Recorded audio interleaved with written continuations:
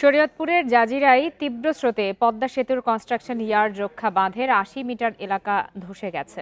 বুধবার বিকালে উপজেলার মাঝিরঘাট আলমখার কান্দি এলাকার 0 পয়েন্টে এই ভাঙন দেখা দেয়।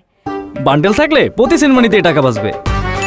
বিকাশ সেনমানি বান্ডেল কিনে জিতুন প্রতি লেনদেনে।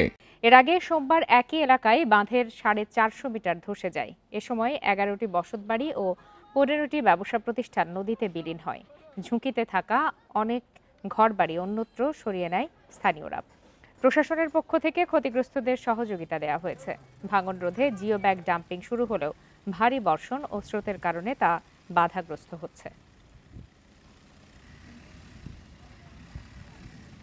আমরা চাই স্থায়ী একটা বাঁধ, যাতে আমরা এই দেশে বসবাস করতে পারি, তা না হলে আমাদের অনেক ক্ষয়ক্ষতি হবে।